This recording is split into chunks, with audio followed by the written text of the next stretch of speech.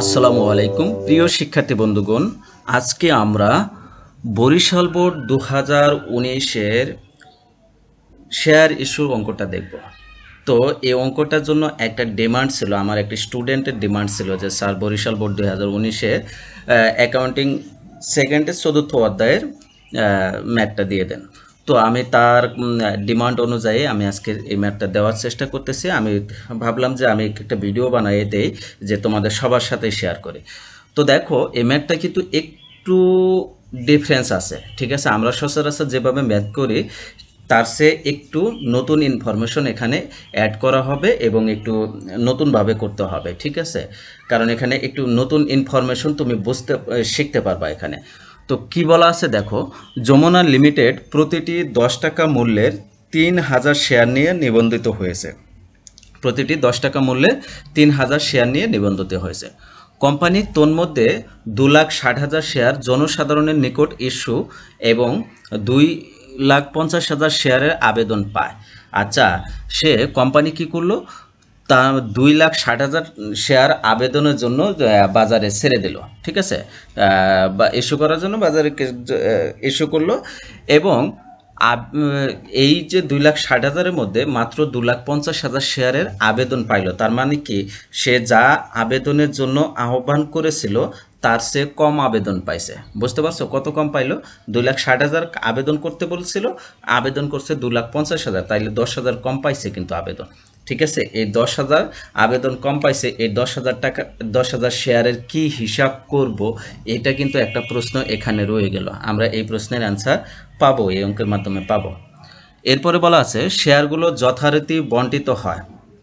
শেয়ারগুলো তাহলে 2,60,000 শেয়ারই বন্টন করতে পারতো, কিন্তু আবেদন পাইছে মাত্র 2,50,000, তাহলে 2,50,000-ই বন্টন করবে। 10,000 কি হবে, এখানে কিন্তু প্রশ্ন রয়েই গেছে, তাই না? শেয়ারসমূহ জনসাধারণের নিকট বিক্রয়ের লক্ষ্যে কোম্পানি অবলেখকের কমিশন বাবদ 20,000 টাকা নগদ প্রদান করতে চুক্তিবদ্ধ হয়। এখন এই যে দেখো, অবলেখক কি, এই বিষয়টা আগে একটু বোঝো। অবলেখক হলো কোম্পানি যখন শেয়ার বিক্রি করতে চায়, কোম্পানি সরাসরি শেয়ার বিক্রি করতে পারে না, তারা সরাসরি শেয়ার বিক্রি করে না। এই শেয়ারটা বিক্রি করার জন্য একটা থার্ড পার্টি মিডিয়াকে দেয়, ঠিক আছে? থার্ড পার্টি মিডিয়াকে শেয়ার বিক্রয় করার দায়িত্বটা দিয়ে দেয়। সেই থার্ড পার্টি মিডিয়া তোমার বাজারের মধ্যে শেয়ার বিক্রয় করে। তুমি যত শেয়ার বিক্রয় করতে বলবা তত শেয়ার, যত টাকা করে বিক্রয় করতে বলবা তত টাকা করে বিক্রয় করে দিবে, ঠিক আছে? আর এজন্য সে কমিশন নেয়, আর সেটাকেই বলা হয় অবলেখক। বুঝতে পারছো? যে তোমার শেয়ার বিক্রয় করে দিচ্ছে তাকে বলা হয় অবলেখক। তো এই অবলেখক তো তোমাকে ফ্রি কাজ করে দেবে না, দুনিয়ার কেউ ফ্রি কাজ করে দেয় না, তাই না? নিজে আপন ভাইও ফ্রি কাজ করে দিতে চায় না। তো দেখো, এই যে অবলেখকও ঠিক ফ্রি কাজ করে দেবে না, তাকে এই শেয়ার বিক্রির জন্য কমিশন দিতে হবে। তো কমিশন বাবদ 20,000 টাকা নগদ প্রদান করতে চুক্তিবদ্ধ হয়। এখন তুমি যে 20,000 টাকা তাকে নগদ প্রদান করবা, এই নগদ কি তুমি এমনি এমনি চুক্তিবদ্ধ হবা, নগদ প্রদান করে দেবা যে আমার শেয়ার বিক্রয় করে দিবে, আমি এর জন্য 20,000 টাকা দিব তাকে, তাই না? তো এখন কথা থাকে যে এখানে 20,000 টাকা দেওয়ার যে চুক্তিবদ্ধ হলা, এখানে তো তুমি 2,60,000 শেয়ার বিক্রয় করার কথা বলছো তাকে, তো 2,60,000 শেয়ারই তাকে বিক্রয় করে দিতে হবে। আর যদি কম বিক্রয় করে তাহলে এর দায়ভার এই অবলেখককে নিতে হবে। বুঝতে পারছো? এই দায়ভারটা কিন্তু অবলেখককে নিতে হবে। তার মানে কি, প্রশ্নের অ্যান্সার কিন্তু তুমি একটু একটু পাচ্ছ যে ওই যে 10,000 শেয়ার যে কি ছিল, ঠিক আছে? এই 10,000 শেয়ারের দায় কিন্তু তাইলে অলরেডি অবলেখকের উপর পড়ে গেল। বুঝতে পারছো? তাইলে যেহেতু এখানে 20,000 টাকা দিয়ে তার সাথে চুক্তিবদ্ধ হয়েছে, চুক্তির বিষয়টাই হলো এইটা যে এই 2,60,000 শেয়ার তাকে বিক্রয় করে দিতে হবে। আর যদি না বিক্রয় করতে পারে তাহলে তো এই দায়ভারটা তাকে নিতে হবে, ঠিক আছে? হয় তাকে ক্রয় করতে হবে, না হলে অন্য কোথাও বিক্রয় করে দিতে হবে, কিন্তু 2,60,000 বিক্রয় করে দিতেই হবে। বুঝতে পারছো? তাহলে ক নম্বর প্রশ্ন বলছে অবিলিখিত শেয়ার মূলধনের পরিমাণ কত? অবিলিখিত শেয়ারের মূলধন এর পরিমাণ কত? এখন এখানে অনেকেই কনফিউশন হয়ে যায় যে 2,60,000 তো বাজারে ইস্যু করার কথা বলেছে, তাই না? 2,60,000 বাজারে ইস্যু করার কথা বলেছে 3 লাখ শেয়ারের মধ্যে থেকে। তো 3 লাখের মধ্যে থেকে 2,60,000 চলে গেলে থাকে কত? মাত্র 40,000 থাকে, তাই না? এই 40,000ই তো অবিলিখিত। কিন্তু একটা জিনিস খেয়াল করো, তুমি তো শেয়ারে আবেদন পাইছো কত? শেয়ারে আবেদন পাইছো মাত্র 2,50,000। তার মানে কি 50,000 শেয়ার এখনো অবিলিখিত রয়েছে। বুঝতে পারছো? 2,50,000 শেয়ার আবেদন পাইছো, কিন্তু 50,000 শেয়ার অবিলিখিত রয়েছে। তাহলে এখানে অ্যান্সার করতে হবে আমাদের 3 লাখ থেকে এই 50,000 বাদ দিতে হবে। সরি, 3 লাখ থেকে 2,50,000 বাদ দিতে হবে। বাদ দিলে 50,000 হবে। এই 50,000 টাকা প্রতিটি শেয়ারের মূল্য দ্বারা গুণ করে দিতে হবে। প্রতিটি শেয়ারের মূল্য কত আছে? 10 টাকা। তাহলে 3 লাখ থেকে 2,50,000 বাদ দিব, বাদ দিয়ে 10 দিয়ে গুণ করব, করলে 5 লাখ টাকা হবে। এটি হলো অবিলিখিত শেয়ার মূলধনের পরিমাণ। বুঝতে পারছো? এখন অনেকেই এই কাজটা করে ফেলো যে 2,60,000 থেকে 60,000 বাদ দাও। কিন্তু একটা জিনিস খেয়াল করো, তুমি 2,60,000 বাদ দিলা, নিঃসন্দেহে বাদ দিলা, দেওয়ারই কথা, কারণ অন্যান্য অঙ্ক ক্রাইটেরিয়া অনুযায়ী এইটাই 2,60,000ই বাদ দেওয়ার কথা। যা ইস্যু করো বাজারে আবেদনের জন্য যা ইস্যু করা হয় সেটাই বাদ দিতে হয়। কিন্তু তুমি ওই ইস্যু করছো যেটা তার চেয়ে কম আবেদন পাইছো, তাইলে তো সবগুলোই ইস্যু করতে পারো নাই, 2,60,000 তো ইস্যু করতে পারো নাই, তাই না? এই জন্য 2,50,000 টাকা তোমার জন্য অবিলিখিত। বুঝতে পারছো? 2,50,000 টাকা, সরি, 2,50,000 শেয়ার তুমি এখানে বিলি করছো, আর বাকি আছে 50,000। তাইলে 3,50,000 থেকে 2,50,000 বাদ দিতে হবে, বাদ দিয়ে 10 দিয়ে গুণ করলে 5 লাখ টাকা হবে। ওকে। এরপরে খ নম্বর প্রশ্ন বলছে কোম্পানি বহিতে জাবেদা দাখিলা দেখাও। তো প্রথম জাবেদাটা সবাই জানা, আমরা জানি শেয়ার ইস্যু জাবেদাগুলো কিন্তু সব একই হয়, তাই না? তো প্রথম জাবেদা হবে যে এই যে শেয়ার আবেদন যে পাওয়া গেল এটা। তাহলে শেয়ার আবেদনের যখন পাও, যারা আবেদন করে তখন তোমার ওই শেয়ারের টাকা দিয়ে টাকা ব্যাংকে জমা দিয়ে তারপরে আবেদন করে। বুঝতে পারছো? তাহলে ব্যাংকে টাকা বাড়ে, তাহলে ব্যাংক হিসাব ডেবিট হবে, শেয়ার আবেদন হিসাব ক্রেডিট হবে। কতজন শেয়ার আবেদন করছে? 2,50,000 শেয়ারের আবেদন পাওয়া গেছে 10 টাকা করে। তাইলে 2,50,000 গুণন 10 সমান কত হবে? 25 লাখ টাকা। ঠিক আছে? 25 লাখ টাকা ব্যাংকে অলরেডি তোমার পড়ে গেছে শেয়ার আবেদন হিসাবে। তাইলে এটা যাবে হবে ব্যাংক হিসাব ডেবিট, শেয়ার আবেদন হিসাব ক্রেডিট। এখন যথারীতি কি করতে হবে? এই টাকাটা মূলধনে কনভার্ট করতে হবে। কি করতে হবে? মূলধনে কনভার্ট করতে হবে। তো মূলধনে কনভার্ট করতে হবে আমার 2,60,000 শেয়ারের জন্য, কিন্তু আমি তো আবেদন পাইছি কত? 2,50,000। তাহলে 2,50,000-এর মূলধনে কনভার্ট করব, তারপরে বাকি হিসাবটা আমরা একটু পরে দেখছি। শেয়ার আবেদন এটা এখন আমরা মূলধনে কনভার্ট করব। তো মূলধনে কনভার্ট করলে এই যে শেয়ার আবেদনটাই ডেবিট হয়ে যায় আর শেয়ার মূলধন হিসাব ক্রেডিট হয়। এটা কিন্তু সবগুলো জাবেদা একই। ঠিক আছে? সবগুলো জাবেদা একই। এটা বোঝানোর জন্য অনেক বিস্তারিত কথা আছে। বিস্তারিত কথা বলতে গেলে এই ভিডিওটা অনেক বড় হয়ে যাবে।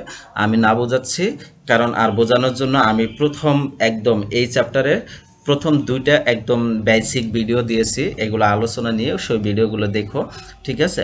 আর এখন না পারলে একটা সাজেশন থাকবে, এই জাবেদাগুলো কয়েকটা জাবেদা থাকে, 3টা জাবেদা থাকে, 3টা জাবেদা মুখস্থ করে নেবা। তাইলে এটা যখন একটা হলো আবেদন পাওয়ার সাথে সাথে একটা জাবেদা দিতে হবে, সে এটা আবার মূলধনে কনভার্ট করতে হবে, আর অবলেখকের কমিশন দিয়ে যেটা থাকবে, এই 3টা জাবেদা থাকবে। বুঝতে পারছো? তাইলে এটা আবার মূলধনে কনভার্ট করবো, শেয়ার আবেদন হিসাব ডেবিট, শেয়ার মূলধন হিসাব ক্রেডিট, 25 লাখ টাকা। হ্যাঁ, এখন কাজ হলো এই যে 10,000 টাকা, 10,000 শেয়ার যে আবেদন পড়ে নাই এখনোই, কিন্তু অবলেখক তো চুক্তিবদ্ধ হয়েছে বিক্রি করে দিবে, যার বিনিময়ে সে 20,000 টাকা নেবে, তাই না? তাইলে এই যে সে যে চুক্তিবদ্ধ হলো, এই চুক্তিবদ্ধ কারণে তাকে এই 10,000 শেয়ার যে এখনো বিক্রয় করতে পারলো না, এটা দায়ভার তাকে নিতে হবে। তাহলে অবলেখক এটা কিনে নেবে। কি করবে? অবলেখক কিনে নেবে। এই জন্যে এটা ব্যাংক হিসাব ডেবিট, শেয়ার মূলধন হিসাব ক্রেডিট দিয়ে এটা আমরা এই যে ব্যাখ্যার ঘরে দিয়ে দেবো 10 টাকা করে 10,000 শেয়ার অবলেখক ক্রয় করলো। হ্যাঁ, 10 টাকা করে 10,000 শেয়ার অবলেখক ক্রয় করলো, কারণ এখানে অবলেখক দায়ভার নিয়ে নিছে, যার কারণে আমরা অবলেখককে দিয়ে দিছি, আমরা ব্যাখ্যার ঘরে ওইটা দিয়ে দেবো। ব্যাংক হিসাব ডেবিট, শেয়ার মূলধন হিসাব ক্রেডিট। তাইলে আমাদের শেয়ার মূলধন কিন্তু 25 লাখ আর 1 লাখ, মোট 26 লাখ হয়ে গেল। আর অবলেখকের যে কমিশনটা দিছে সেটা জাবেদা সবসময় এটা হয় অবলেখকের কমিশন হিসাব ডেবিট, ব্যাংক হিসাব ক্রেডিট। ঠিক আছে? এখানে বলা আছে যে নগদ প্রদান করতে চুক্তিবদ্ধ হয়েছে। তো নগদ মানে কি সে নগদ টাকা দিয়ে দিছে এমন না, ইনস্ট্যান্টলি টাকা দিছে। আর যেহেতু এই জিনিসগুলো মানে শেয়ারের জিনিসগুলো ব্যাংকে লেনদেন হয়, এই জন্যই আমরা ব্যাংক হিসাব ইউজ করি। বুঝতে পারছো?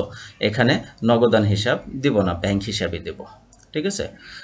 তাইলে ব্যাংক হিসাব ক্রেডিট। তো এটি ছিল খ নম্বর প্রশ্নের অ্যান্সার। এরপর গ নম্বর প্রশ্ন বলছে আর্থিক অবস্থা বিবরণী তৈরি করো। তো আর্থিক অবস্থা বিবরণী প্রথমে চলতি সম্পদে দিবা ব্যাংক হিসাব 25,80,000 টাকা। কিভাবে হলো আমি একটু দেখে আসি। এই যে প্রথম ব্যাংক হিসাব ডেবিট ছিল না 26 লাখ 25 লাখ, আবার ব্যাংক হিসাব ডেবিট আছে আর একটা 1 লাখ, তাহলে 25 লাখ আর 1 লাখ কত হবে 26 লাখ। ঠিক আছে, এরপর সর্বশেষ দেখো ব্যাংক হিসাব ক্রেডিট আছে, তাহলে এটা বাদ দিতে হবে। তো ডেবিটগুলো যোগ করব, ক্রেডিটগুলো বাদ দেবো। তো 25 লাখ আর 1 লাখ যোগ করলে 26 লাখ, 26 লাখ থেকে 20,000 বাদ দিলে 25,80,000 হয়। এই যে ব্যাংক হিসাব 25,80,000 লিখে নিলাম। এখানে আর একটা প্রশ্ন চাইতে পারে অনেক সময় যে ব্যাংক হিসাব তৈরি করো, তখন কিন্তু এটা বিস্তারিত তোমরা বুঝতেই পারো। এরপর অসমন্বয়কৃত ব্যয়, যেটা অবলেখকের কমিশন। ঠিক আছে, অবলেখকের কমিশন এটা হলো ব্যয়। অসমন্বয়কৃত ব্যয়টা এখানে সম্পদ হিসেবে দেখাই দিতে হবে। এটিকেও অদৃশ্যমান সম্পদ বলা হয় বা সম্পদ হিসেবে গণনা করা হয়, কিন্তু মূলত পক্ষে সম্পদ না। ঠিক আছে, এগুলো নিয়ে অনেক বিস্তারিত আলোচনা আছে হিসাব বিজ্ঞানের ভাষায়। এগুলোর একটা IFRS এর নীতি অনুযায়ী এগুলো আলোচনা আছে, বুঝতে পারছো? এগুলো নিয়ে বিস্তারিত কথা না বলেও অবলেখকের কমিশন এটা অসমন্বিত ব্যয় হিসেবে সম্পদ পাশে দেখাই দেবা। তাহলে দেখানোর পর ইন টোটাল কি হলো, এটা আমাদের মোট সম্পদ হয়ে গেল। তো মোট সম্পদ কত টাকা?